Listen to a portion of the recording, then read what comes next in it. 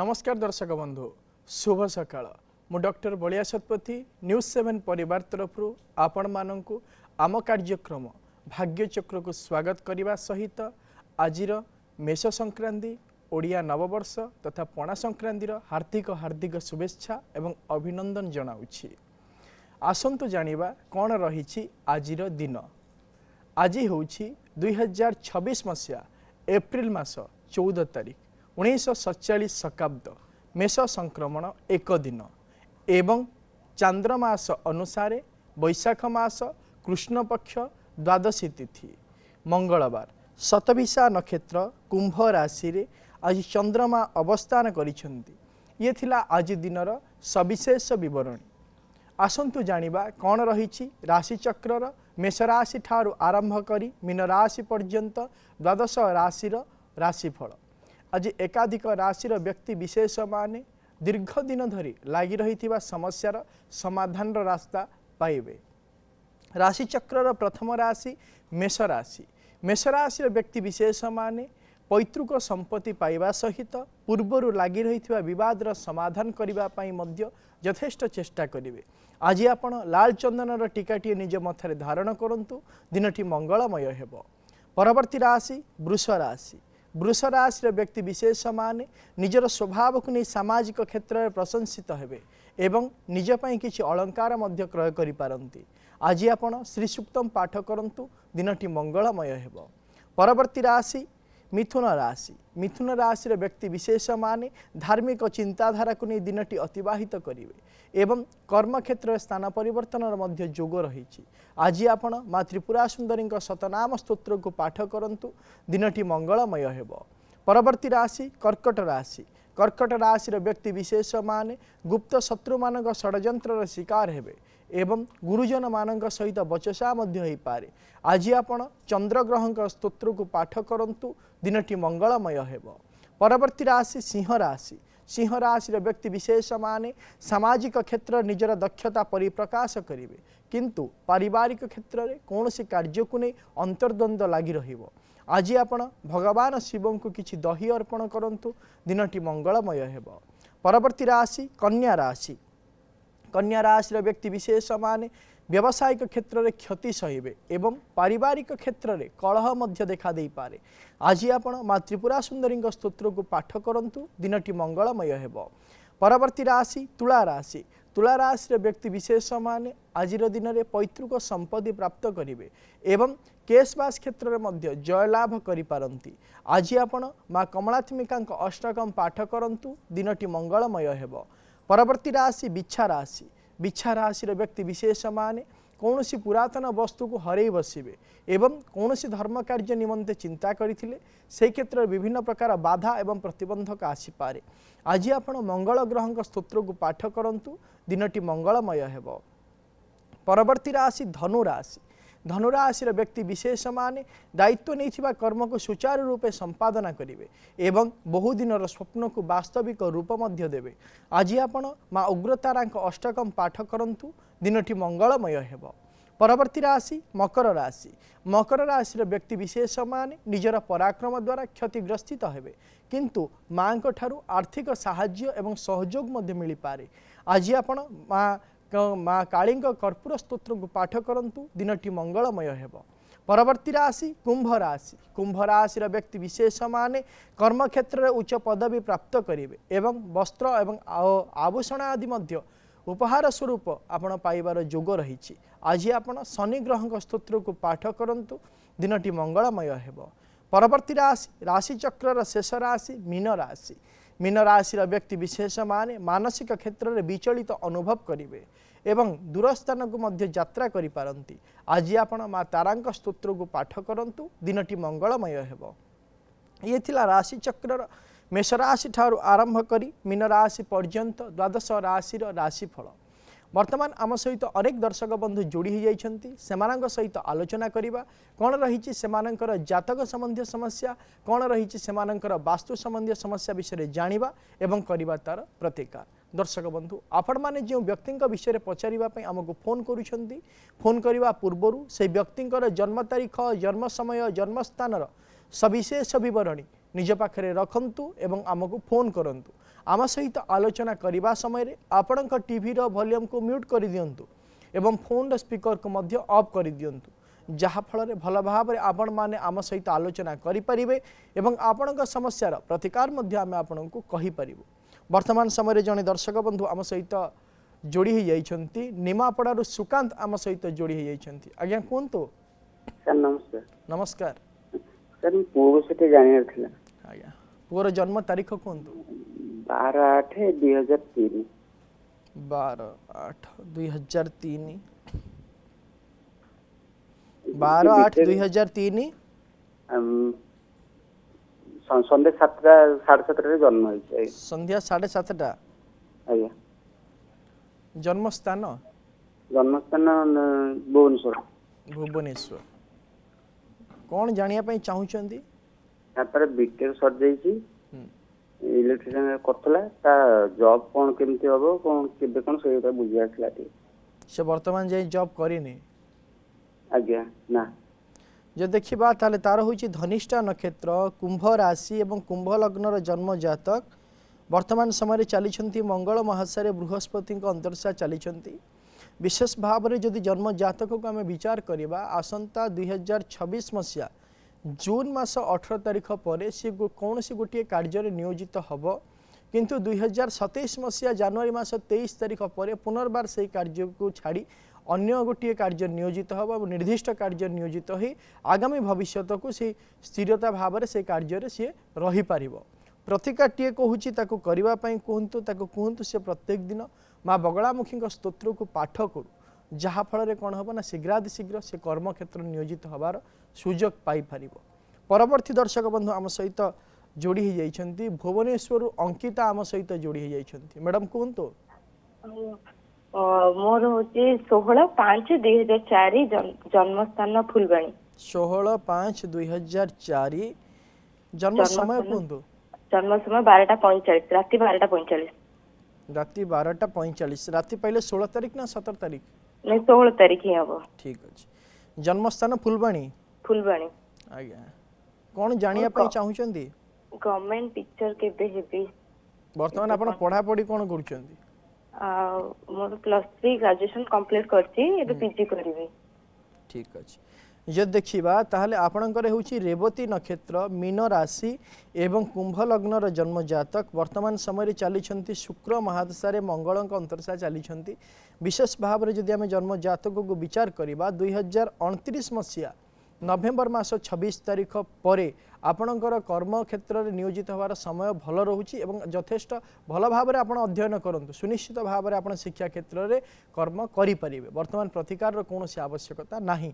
परवर्ती दर्शक बंधु आम सहित जोड़ी हो जाइछंती आलोचना करवा कौन सी कारण हेतु फोन टी कटि जाइछि। दर्शक बंधु आज हूँ मेष संक्रांति जेहेतु आज मेष संक्रांति रही आज दिन ठारू मेष मास ठारू आरंभ करी मीन मास पर्यंत से गोटे वर्ष बाकी आम या कह जाए सौर वर्ष कह जाए जहाँकि आज दिन हूँ कौन ना गोटे विशेष दिन।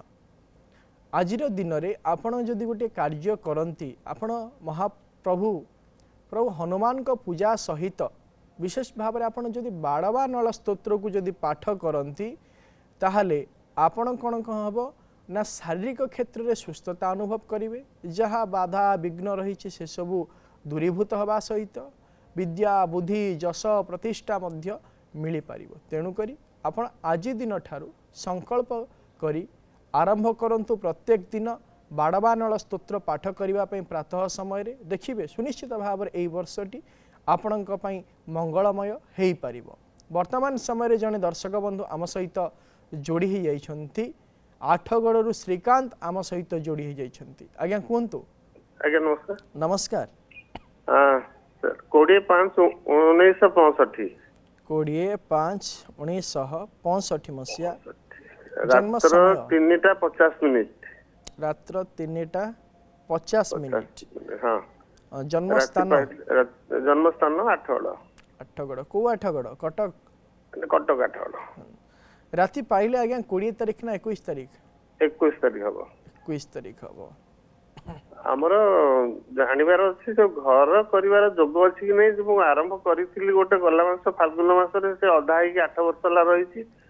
ତାପରେ ଆଉ ଜୀବନ କଣ ମୁଁ କିଛି ଜାଣିପାରୁନି। ସବୁ ଯାକ ସେଇ ଘର ଯେମିତି ଅଧା ଅଛି ସେମିତି ଅଧା ଅଧାରେ ସବୁ ଚାଲିଛି। ଆଗକୁ କେମିତି କଣ ଘର କରିବା ଯୋଗ ଅଛି କି ନାହିଁ? ଆଜ୍ଞା, ଯଦି ଦେଖିବା ତାହେଲେ ଆପଣଙ୍କର ହେଉଛି ଉତ୍ତରାଷାଢ଼ା ନକ୍ଷତ୍ର, ମକର ରାଶି ଆଜ୍ଞା ଏବଂ ମେଷ ଲଗ୍ନର ଜନ୍ମ ଜାତକ।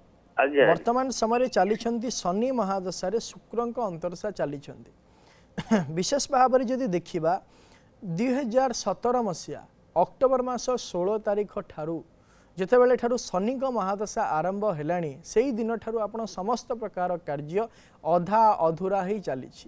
ଯାହା ବି ଗୋଟିଏ କାର୍ଯ୍ୟ ଆପଣ ଚିନ୍ତା କରୁଛନ୍ତି କରିବା ପାଇଁ, ସେ କ୍ଷେତ୍ରରେ ଆପଣ ସଫଳତା ପ୍ରାପ୍ତ କରିପାରୁନାହାନ୍ତି। ଏମିତି କୌଣସି କାରଣ କାର୍ଯ୍ୟ ନାହିଁ ଯାହାକି ଆରମ୍ଭ ହେଉନି। ତାହା ଆରମ୍ଭ ହେଉଛି ସତ, କିନ୍ତୁ ତାହା ନିର୍ଦ୍ଦିଷ୍ଟ ଭାବରେ ନିର୍ଦ୍ଦିଷ୍ଟ ସମୟରେ କାର୍ଯ୍ୟ ସମାପନ ହୋଇପାରୁନାହିଁ। ଏହି ସମସ୍ୟା 2027 ମସିହା ଅକ୍ଟୋବର ମାସ 7 ତାରିଖ ପର୍ଯ୍ୟନ୍ତ ବିଶେଷ ଭାବରେ ଲାଗି ରହିବ।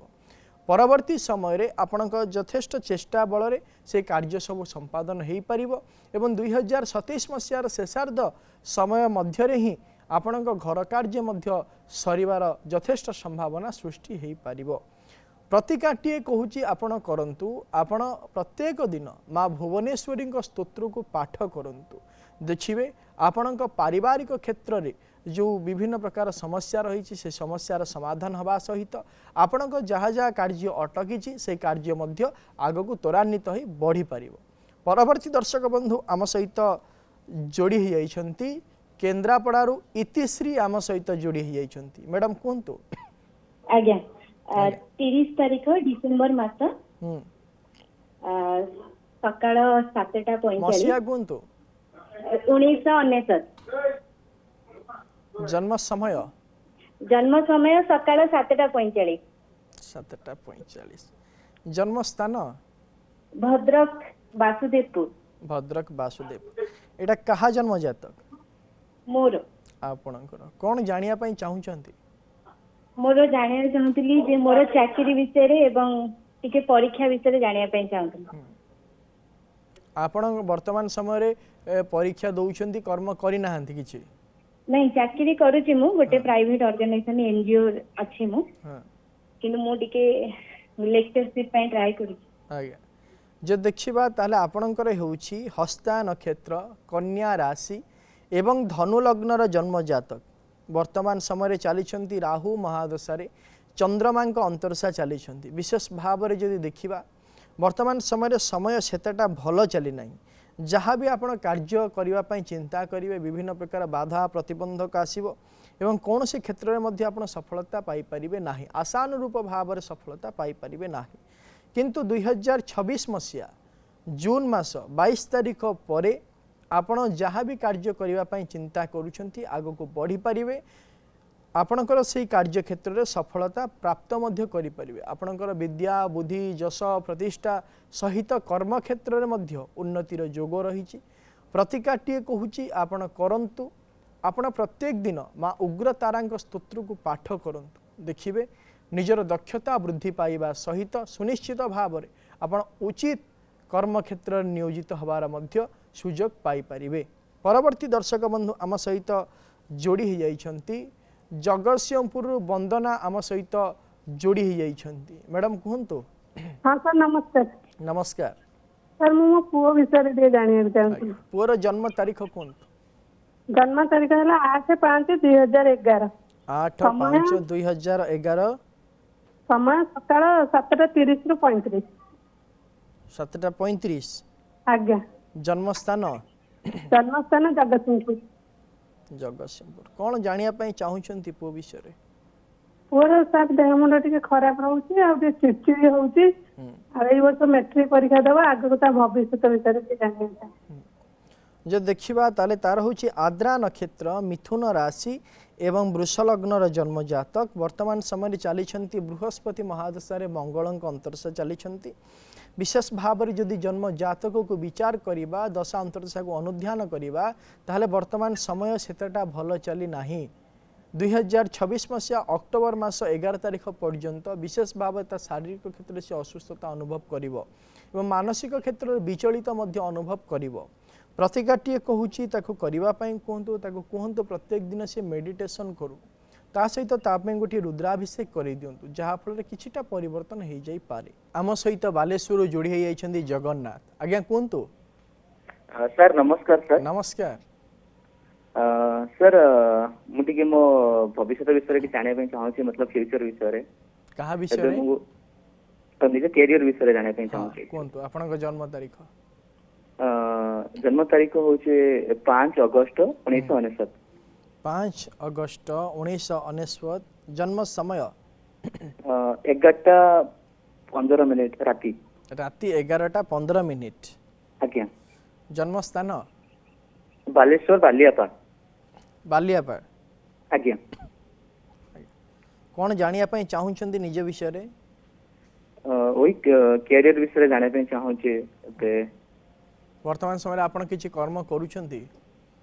मुझे गोटे जगह कर्म करूँ गोटे प्राइवेट कंपनी रे अछि आईटी सेक्टर रे।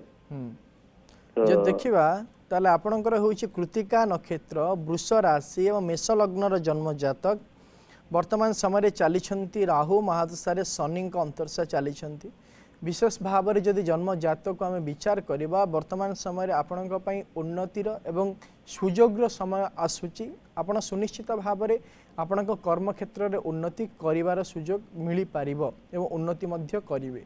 प्रतिकाटीए कहूँ आपण करंतु आपण प्रत्येक दिन माँ दक्षिण काली स्तव पाठ करंतु जहाँफल देखिए माने शीघ्रातिशीघ्र आपण कर्म क्षेत्र में उन्नति करें। परवर्ती दर्शक बंधु आम सहित जोड़ी हो जाइछन्ती भद्रक राणी आम सहित जोड़ी हो जाइछन्ती। मैडम कहंतु। सर नमस्कार। नमस्कार मैडम कहंतु। भाई विषय जानिबा चाहूँ मैरिज हे पानी केबे हबो? भाईर जन्म तारीख कहंतु। जनवरी 20 1996 मसीहा सकाळ 8:45। 8:45। जन्म स्थान भद्रक भंडारी पोखरी। जब देखिबा ताले भाईर होउची उत्तराषाढ़ा नक्षत्र धनु राशि एवं कुंभ लग्नर जन्म जातक। वर्तमान समय चली राहु महादशा बुधंक अंतरशा चली विशेष भाव में जदि देखिबा समय तो सेतटा भल चली ना वैवाहिक कार्य संपादन निमंते तथापि गोटे प्रतिकार कहूँ भाई को करने कहतु भाई को कहतु से प्रत्येक दिन माँ मातंगी स्तोत्र को पाठ करू जहाँफल शीघ्रातिशीघ्र वैवाहिक कार्य संपादन हो जाई पारे। एवं भाईर जन्म जातक जेहेतु कालसर्प जोग रही तेणुक भाई को कहे ये कालसर्प शांति पूजाटीए करदेवा आवश्यक। परवर्ती दर्शक बंधु आम सहित जोड़ी हो जाइछन्ती कटक रु नारायण आम सहित जोड़ी हो जाइछन्ती। आज्ञा कहतु। आज्ञा कहतु। जन्म तारीख है 20 1973 मसीहा मास कहतु। मास अगस्त मास 20/8/1973। जन्म समय मन नहीं। प्रश्न कौन अच्छी पचारतु? प्रश्न केमती अभ्या देहटा टिके भल नहीं तो से विषय चाहूँ।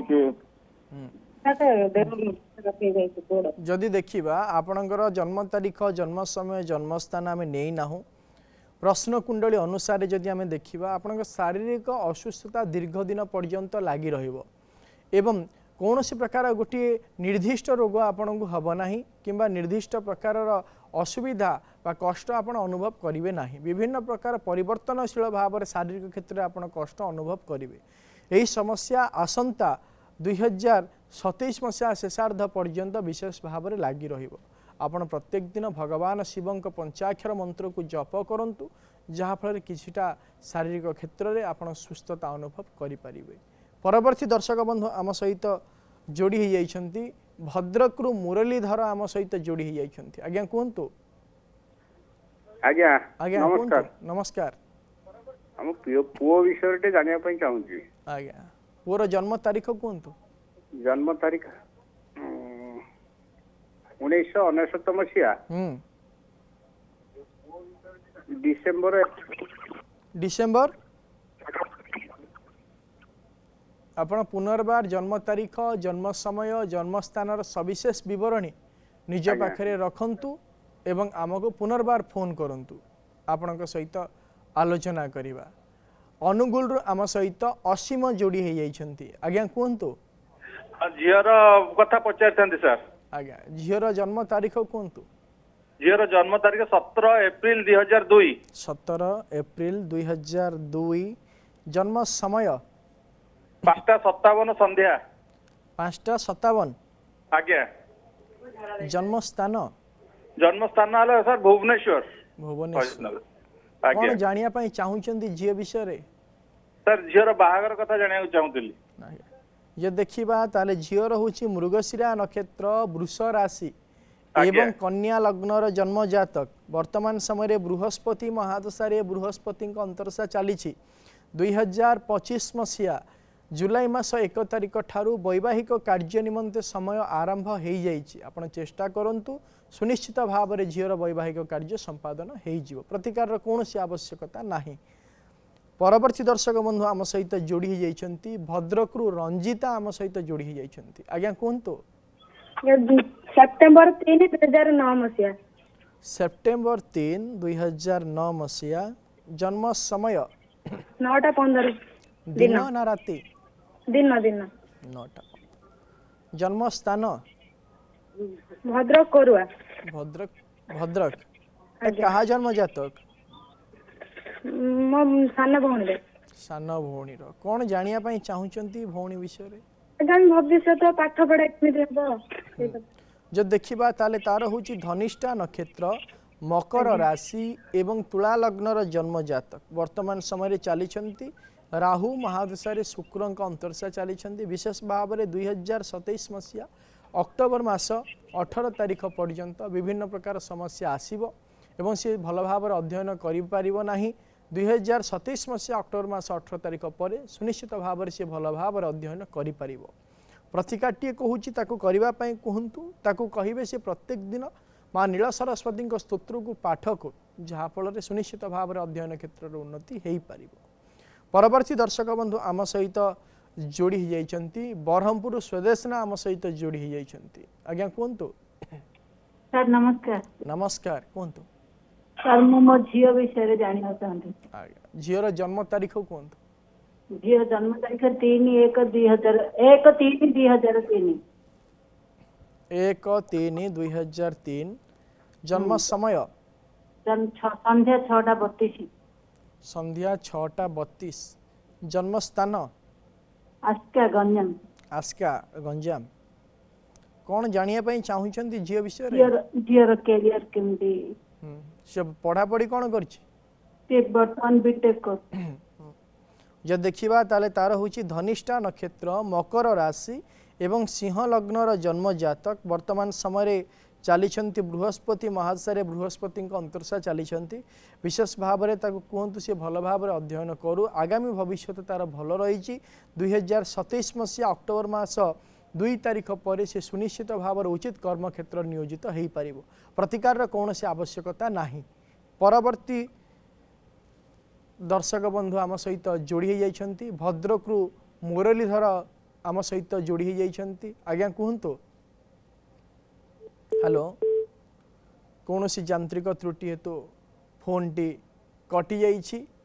ଦର୍ଶକ ବନ୍ଧୁ ଆମେ ଯେତେବେଳେ ଗୋଟିଏ ପ୍ରତିକାର କହୁଛୁ ବିଶେଷ ଭାବରେ ଆମେ ମନ୍ତ୍ର କିମ୍ବା ସ୍ତୋତ୍ରର ଉଚ୍ଚାରଣ କିମ୍ବା ପାଠ କରିବା ପାଇଁ କହୁଛୁ। କାରଣ ଏହାର ମୁଖ୍ୟ କାରଣ ହେଉଛି ଯଦି ଆପଣ ନିଜେ ଗୋଟିଏ ମନ୍ତ୍ରକୁ କିମ୍ବା ଗୋଟିଏ ସ୍ତୋତ୍ରକୁ ପ୍ରତ୍ୟେକ ଦିନ ଅଧ୍ୟୟନ କରନ୍ତି ସୁନିଶ୍ଚିତ ଭାବରେ ଆପଣ ଯେଉଁ ଉଦ୍ଦେଶ୍ୟ ରଖି କାର୍ଯ୍ୟଟି କରୁଛନ୍ତି ବା ପାଠଟି ପଢ଼ୁଛନ୍ତି ବା ଆପଣ ସ୍ତୋତ୍ରଟି ପଢ଼ୁଛନ୍ତି ବା ମନ୍ତ୍ରଟି ଜପ କରୁଛନ୍ତି ତାହା ସୁନିଶ୍ଚିତ ଭାବରେ ସଫଳ ହୋଇପାରେ ଏବଂ ସେହି କାର୍ଯ୍ୟ ସଫଳ କରିବା ନିମନ୍ତେ ନିଜର ଦକ୍ଷତା ମଧ୍ୟ ବୃଦ୍ଧି ପାଇପାରେ। ତେଣୁକରି ନିଜସ୍ୱ ଭାବରେ ଏହି କାର୍ଯ୍ୟଟି କରୁଥିବା ହେତୁ ବିଶେଷ ଭାବରେ ଏହା ପ୍ରଭାବିତ ରହିଥାଏ। ବର୍ତ୍ତମାନ ସମୟରେ ଜଣେ ଦର୍ଶକ ବନ୍ଧୁ ଆମ ସହିତ ଯୋଡ଼ି ହୋଇଯାଇଛନ୍ତି ପର୍ଜଙ୍ଗରୁ ଶ୍ରୀକାନ୍ତ ଆମ ସହିତ ଯୋଡ଼ି ହୋଇଯାଇଛନ୍ତି। ଆଜ୍ଞା କୁହନ୍ତୁ। ଆଜ୍ଞା ପୁଅ ବିଷୟରେ ଜାଣିବା ପାଇଁ ଅଛି। ଆଜ୍ଞା ପୁଅର ଜନ୍ମ ତାରିଖ କୁହନ୍ତୁ। 2001 ମସିହା ଆଶ୍ୱିନ ଷଷ୍ଠୀ ମଙ୍ଗଳବାର। ଜନ୍ମ ତାରିଖ କୁହନ୍ତୁ। ସେ ତାରିଖଟା ପୁରା ଠିକରେ ଜାଣି ଷଷ୍ଠୀ ମଙ୍ଗଳବାର ବୋଲି ଲେଖାହେଇଛି। ଆଜ୍ଞା କ'ଣ ପ୍ରଶ୍ନ ରହିଛି ପଚାରନ୍ତୁ ପୁଅ ବିଷୟରେ। ପୁଅ ଦେହ ଭଲ ରହୁନି କି କ୍ୟାରିୟର ଭଲ ରହୁନି, କ'ଣ ତା ବିଷୟରେ ଟିକେ ଜାଣିବା ପାଇଁ ଆଜ୍ଞା ଚାହୁଁଛି। ଆମେ ଆପଣଙ୍କ ପୁଅର ଜନ୍ମ ତାରିଖ, ଜନ୍ମ ସମୟ, ଜନ୍ମସ୍ଥାନ ନେଇନାହୁଁ। ପ୍ରଶ୍ନ କୁଣ୍ଡଳୀ ଅନୁସାରେ ଯଦି ଆମେ ବିଚାର କରିବା ତାହେଲେ ତାର ଶାରୀରିକ ଅସୁସ୍ଥତା ଲାଗି ରହିବ, কর্মক্ষেত্রে কৌশি প্রকার বর্তমান সফলতা প্রাপ্ত করে না এবং বিভিন্ন প্রকার ক্ষেত্রକୁ নেই মানসিক ক্ষেত্রে অবসাদ রহিব।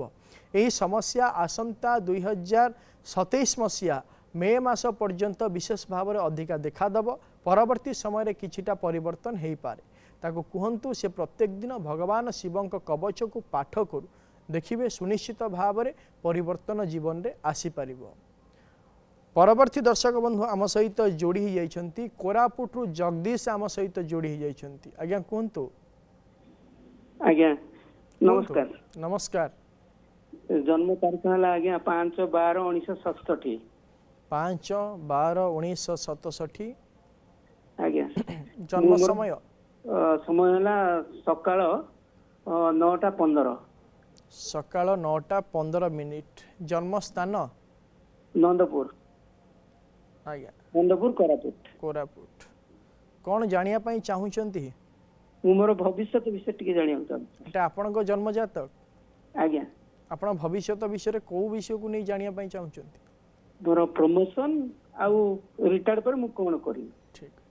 ଯଦି ଦେଖିବା ତାହେଲେ ଆପଣଙ୍କର ହେଉଛି ଉତ୍ତରାଷାଢ଼ା ନକ୍ଷତ୍ର, ମକର ରାଶି ଏବଂ ଧନୁ ଲଗ୍ନର ଜନ୍ମ ଜାତକ। ବର୍ତ୍ତମାନ ସମୟରେ ଚାଲିଛନ୍ତି ଶନି ମହାଦଶାରେ ବୁଧଙ୍କ ଅନ୍ତର୍ଦଶା ଚାଲିଛନ୍ତି। ବିଶେଷ ଭାବରେ ଯଦି ଦେଖିବା 2027 ମସିହା ଜୁଲାଇ ମାସ 30 ତାରିଖ ପରେ ଆପଣ ବ୍ୟବସାୟ ଆରମ୍ଭ କରିବେ। କର୍ମ ସହିତ ବ୍ୟବସାୟ ଆପଣ ଆରମ୍ଭ କରିବାର ଯୋଗ ରହୁଛି।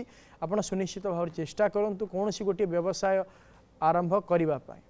ଦର୍ଶକ ବନ୍ଧୁ ସମୟ ହୋଇଯାଇଛି ଆଜିର କାର୍ଯ୍ୟକ୍ରମକୁ ଏଇଠି ରଖୁଛୁ। ପ୍ରତ୍ୟେକ ସୋମବାରରୁ ଶନିବାର ସକାଳ 7:30ରେ ଦେଖୁଥାନ୍ତୁ ଆମ କାର୍ଯ୍ୟକ୍ରମ ଭାଗ୍ୟଚକ୍ର ଏବଂ ଆମ ସ୍କ୍ରିନ୍ରେ ଦିଆଯାଇଥିବା ନମ୍ବରରେ ଆମକୁ ଫୋନ୍ କରନ୍ତୁ। ଆପଣଙ୍କ ଜାତକ ସମ୍ବନ୍ଧୀୟ ସମସ୍ୟା ଏବଂ ବାସ୍ତୁ ସମ୍ବନ୍ଧୀୟ ସମସ୍ୟା ବିଷୟରେ ଆମକୁ ଜଣାନ୍ତୁ, ଆମେ କରିବୁ ତାର ପ୍ରତିକାର। ଏବଂ ଆମ ହ୍ୱାଟ୍ସଆପ୍ ନମ୍ବରରେ ମଧ୍ୟ ଆପଣଙ୍କ ଜାତକ ସମ୍ବନ୍ଧୀୟ ସମସ୍ୟା ଏବଂ ବାସ୍ତୁ ସମ୍ବନ୍ଧୀୟ ସମସ୍ୟା ବିଷୟରେ ଆମକୁ ଜଣାଇ ପାରିବେ, ଆମେ କରିବୁ ତାର ପ୍ରତିକାର। ରହୁଛି, ନମସ୍କାର।